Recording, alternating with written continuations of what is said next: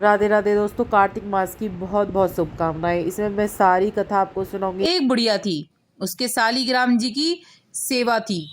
कार्तिक मास में वो पुष्कर स्नान का विचार कर पड़ोसन से बोली, मैं पुष्कर जा रही हूँ, तू मेरे सालीग्राम का ध्यान रख लेगी क्या?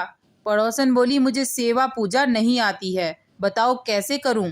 बुढ़िया बोली, सवेरे इनको उठाना, लोटा भर के नहला देना, पानी पिलाना और बगीचे से फूल लाकर, तुलसी लाकर इन पर चढ़ाना, भगवान को जल और कच्चे दूध से नहलाना, चंदन लगाना और तुलसी चढ़ाना, दूध का भोग लगाना, दोपहर को रसोई जब बनाओ तो भोग लगाना, शाम को दिया जलाना। ऐसे ही सेवा पूजा करना मेरे कृष्ण कन्हैया की, मेरे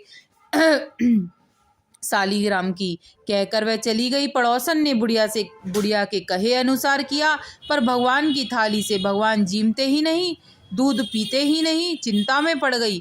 भगवान आपकी मालकिन आएगी तो मेरे कहेगी, मेरे भगवान को कितना दुबला पतला कर दिया तुमने, अभी 1 महीना है और आप जिम लो तो जिम लो, नहीं भूखे रहते हो आप।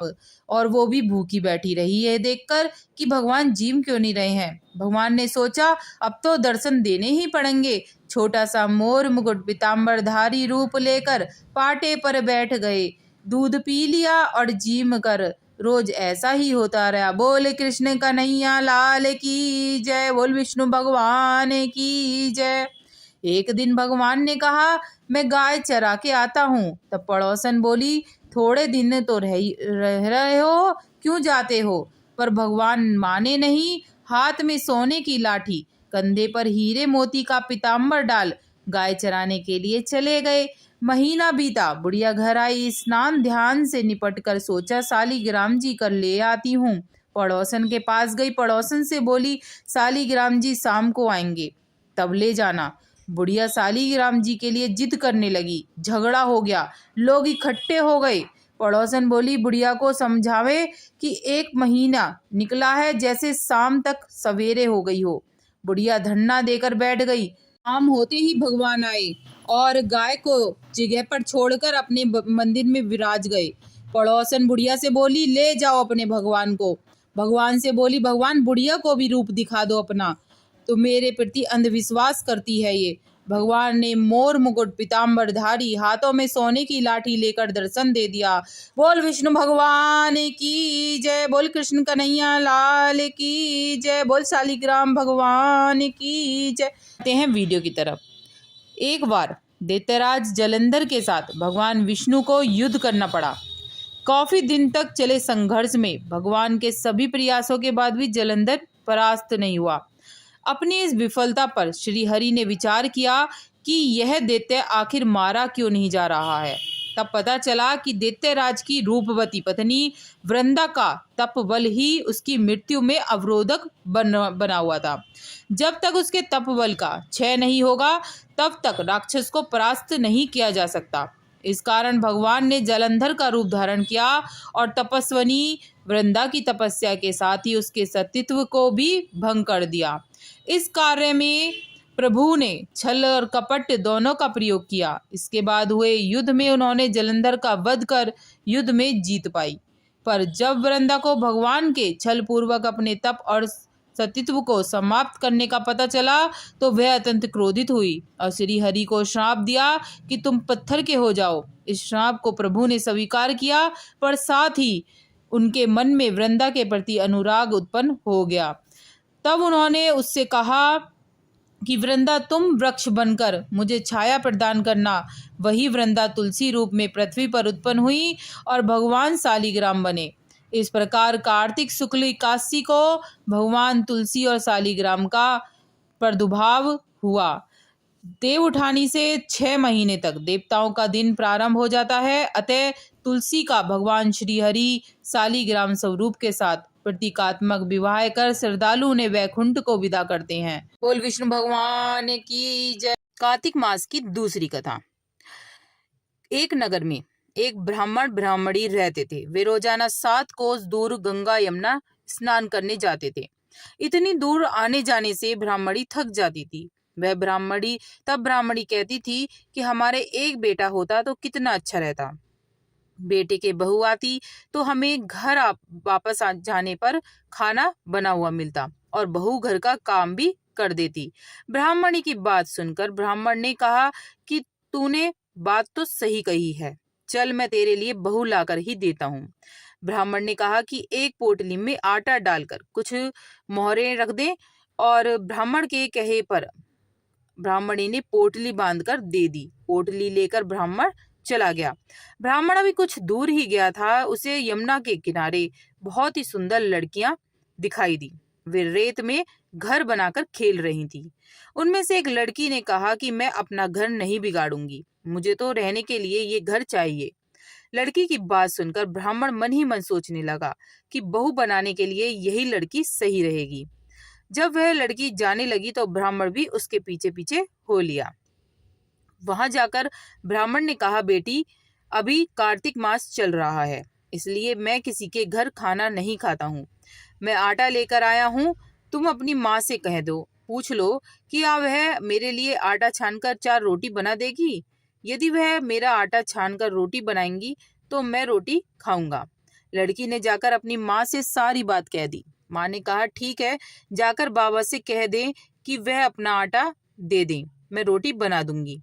जब वह आटा छानने लगी तो आटे में से मोहरें निकली, मोहर असरफी निकली। वह सोचने लगी कि जिसके आटे में इतनी मोहरें हैं उसके घर में कितनी होंगी।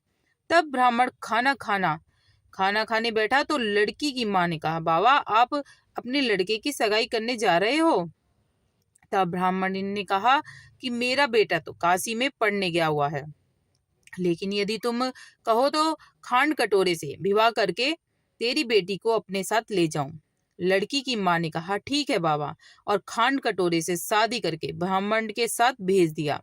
ब्राह्मण ने घर आकर कहा, रामू की माँ दरवाजा खोलकर देख, मैं तेरे लिए बहू लेकर आया हूँ। ब्राह्मणी बोली, दुनिया ताने मारती थी, अब आप भी मारने लगे? हमारे तो 7 जन्म भी कोई बेटा बेटी नहीं है, तो बहू कहाँ से आएगी? ब्राह्मण ने कहा कि तू दरवाजा खोल कर तो देख। तब ब्राह्मणी ने दरवाजा खोला तो सामने बहू को खड़ी देखा। उसने बहू का स्वागत किया और आदर सत्कार से अंदर ले गई। अब ब्राह्मण और ब्राह्मणी दोनों स्नान करने के लिए जाते। बहू घर का सारा काम करके खाना बनाकर रखती, वह उनके कपड़े धोती, रात को पैर भी दबाती। इस तरह काफी समय बीत गया। ब्राह्मणी ने भी अपनी बहू से कहा कि बहू कभी भी चूल्हे की आग मत बुझने देना और मटके का पानी खत्म मत होने देना। एक दिन चूल्हे की आग बुझ गई, तब बहू भागी भागी अपनी पड़ोसन के पास गई और कहा कि मेरे चूल्हे की आग बुझ गई है, मुझे थोड़ी आग चाहिए। मेरे साथ ससुर सुबह 4 बजे से गए हुए हैं और वह थके हारे आएंगे, इसलिए मुझे उनके लिए खाना बनाना है। तब पड़ोसन ने कहा कि तू तो बावली है, तुझे ये दोनों मिलकर पागल बना रहे हैं, इनके कोई बेटा नहीं है। बहू ने कहा, नहीं ऐसा मत बोलो, इनके बेटा तो बनारस काशी में पढ़ने गया हुआ है। तब पड़ोसन ने कहा कि यह तुझे झूठ बोलकर लाए हैं, इनके कोई बेटा नहीं है। अब बहू पड़ोसन की बातों में आ गई और कहने लगी, अब आप ही बताओ मैं क्या करूं? पड़ोसन ने कहा कि करना क्या है, जब तुम्हारे सास ससुर आए तो जली फुकी रोटियां बना कर देना और बिना नमक की दाल बनाकर देना।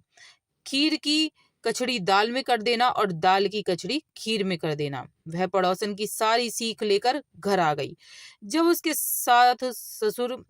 सास ससुर घर आए तो उसने ना तो उनका आदर ही किया, ना ही उनके कपड़े धोए। जब उनके सास ससुर को खाना दिया तो सास बोली, बहू आज ये रोटी जली फूकी क्यों है, दाल आलू नहीं क्यों है? तब बहू ने पलट कर जवाब दिया कि एक दिन ऐसा खा लोगी तुम्हारा कुछ नहीं बिगड़ेगा। सास ससुर को खरी खोटी सुनाकर वह फिर से पड़ोसन के पास गई और बोला कि अब आगे क्या करना है? पड़ोसन ने कहा, अब तू 7 कोठों की चाबी मांग लेना। अगले दिन जब भी स्नान करने के लिए जाने लगे, बहू अड़कर खड़ी हो गई, मुझे पहले 7 कोठों की चाबी चाहिए। तब ससुर ने कहा, इसे चाबी दे दो, आज भी इसका कल भी इसका। तब सासू ने उसे चाबी दे दी। सास ससुर के जाने के बाद जब बहू ने दरवाजे खोलकर देखा तो किसी में अन्न का भंडार भरा है, किसी में धन का, किसी कोठे में बर्तन का। जब उसने सबसे ऊपर का 7वां कोठा खोलकर देखा तो उसमें शिव जी, पार्वती जी, गणेश जी, लक्ष्मी माता, पीपल पतवारी, कार्तिक के ठाकुर, राई दामोदर, तुलसी का बिड़वा, गंगा यमुना व 33 कोटि देवता विराजमान है। बोल सांचे दरबार की जय। वहीं पर एक लड़का चंदन की चौकी पर बैठा माला जप रहा है। यह सब देखकर उसने लड़के से पूछा कि तू कौन है? तब लड़का बोला कि मैं तेरा पति हूँ। अभी दरवाजा बंद कर दे, जब मेरे माता पिता आएंगे तब दरवाजा खोलना। यह सब देखकर बहू बहुत प्रसन्न हुई, बहुत खुश हुई। 16 श्रृंगार कर सुंदर वस्त्र पहनकर अपने सास ससुर का इंतजार करने लगी। उसने अपने सास ससुर के लिए अच्छे अच्छे पकवान बनाए। जब उसके साथ सास ससुर घर पर आए तो उसने उनका आदर सत्कार बहुत किया, प्रेम पूर्वक उन्हें खाना खिलाया और पैर पैर दबाने लगी। और दबाते दबाते बहू ने कहा, माँ आप इतनी दूर गंगा जमुना नहाने क्यों जाती हो? थक जाती होंगी, आप घर में ही नहा लिया करो। तब सास ने सुनकर कहा, बेटी गंगा यमुना घर पर तो नहीं बहती हैं। तब उसने कहा, माँ जी बहती हैं, चलो मैं आपको दिखाती हूँ।